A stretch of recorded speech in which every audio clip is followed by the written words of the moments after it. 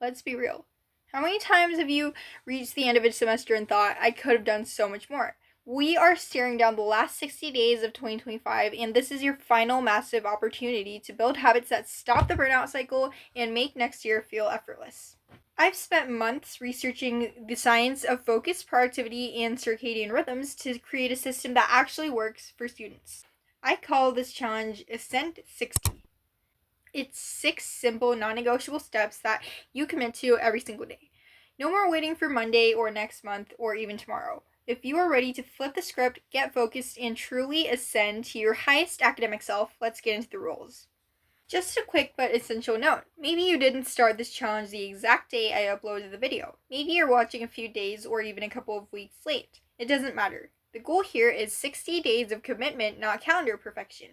Whether you finish the challenge in December or mid-January, you will still have built an incredible foundation. Start today. Don't let the anxiety of a few missed days stop you from gaining 60 days of transformative progress. Okay, so now let's start with rule number 1. Movement, the neuroplasticity primer. The rule is to do 30 or more minutes of intentional movement every single day. You can walk, stretch, lift, practice yoga, or do anything you want, but you just have to move for over 30 minutes. This is science-backed because movement can prime your brain for learning. Exercise releases BDNF, which is brain-derived neurotrophic factor, and this isn't just a mood boost. BDNF acts like Miracle-Gro for your neurons, enhancing neuroplasticity. This means your brain is literally better at forming and retaining the memories you create while studying. Rule number 2, hydration, the cognitive stabilizer. Drink at least 1 liter of water throughout the day. If you're really serious, aim for 2 liters because that's ideal, but if you're like me and you never drink water, 1 liter is enough for now, I guess. So, this is also science-backed because your brain is a hydro-powered machine. Research shows that even 1 to 2% state of dehydration can negatively impact your concentration, working memory, and mood.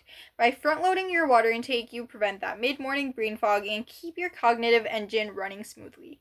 Rule number 3, wake up early and consistently. So you should wake up before 6 a.m., ideally 7 days a week. Critically, always prioritize at least 7 hours of sleep nightly. The consistency of waking up at the same time, even on weekends, is key. It can anchor your circadian rhythm, making your sleep deep and restorative, which is essential for memory consolidation. Waking up early also gives you the golden hour of uninterrupted focus. Your prefrontal cortex is fresh, and you haven't been distracted by notifications yet. Studies suggest the productivity you gain in that single early hour is by far superior to trying to push through a late night study session on an already fatigued brain. I'm personally going to aim to wake up before 5 a.m. because I used to do that all the time, but I've fallen off that habit so bad, so I just really need to do that again.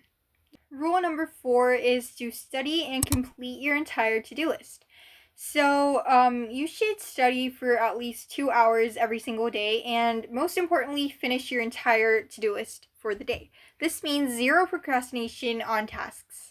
This rule leverages a crucial psychological concept known as the Zeigarnik effect. This effect states that your brain remembers unfinished tasks better than completed ones. When you leave things on your to-do list, your brain keeps those tasks active in the background. This creates persistent, intrusive thoughts and a heavy cognitive load, which completely drains the mental energy you need for high-level thinking and studying. Procrastination is literally making you tired. By dedicating yourself to finishing your entire realistic to-do list, you signal to your brain that the task is complete. Your brain can then file that information away, immediately reducing stress and freeing up those vital cognitive resources. Completing the list gives you a sense of control and finality, which is essential for a productive mind. Rule number 5 is to do self-care.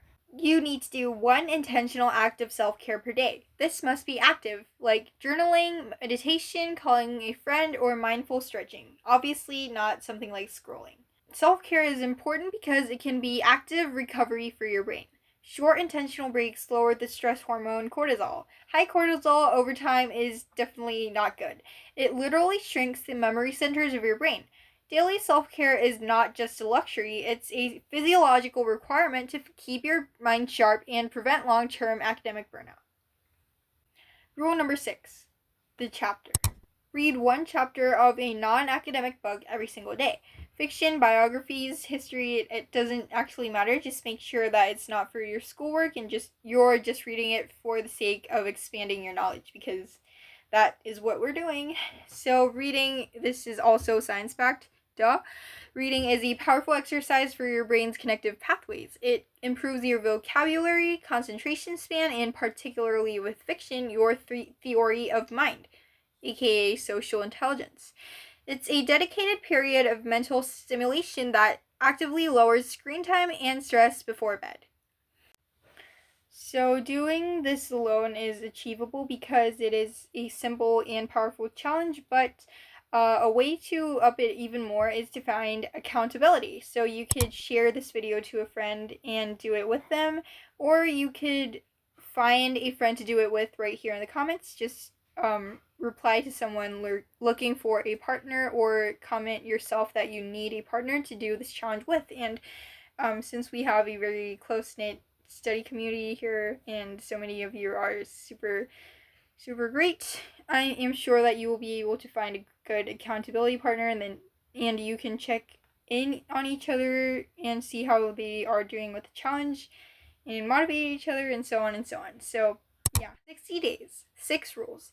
This is your chance to execute the Ascent 60 and redefine what you thought was possible for the rest of this year. It all starts tomorrow.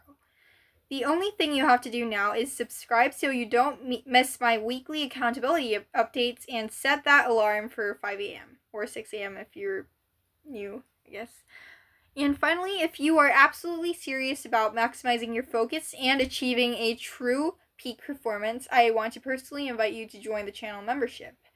As a member, you will get exclusive access to our private study club, a SIT study club. Since this membership is just starting out, the group will be small and close-knit, and that is actually a huge benefit for you because it means more personal interaction with me, dedicated support, and highly structured, accountable study sessions with a small group of very ambitious students. So, we're at 0 members right now, so join if you want my dedicated attention and accountability and coaching and studying together. I don't know. Enough yapping. The challenge starts now. Go find a partner or just start it. Make a habit tracker. Do whatever will make you complete this actual challenge. Subscribe. I love you guys. I'll see you in the next video. I am slightly delusional because I have been attempting to film this video for 10 million times, but my pronunciation is really bad today. My tongue gets every sentence is a tongue twister for me today. I don't even get why, but yeah, that is why I am slightly going crazy, and I do seem crazy, but I still love you. And subscribe, because I have put some real effort into planning this challenge and filming this video, scripting this video, editing. Goddamn. Okay, sorry there. Goodbye. I'm not crazy, I promise. I'm just like this temporarily. Goodbye.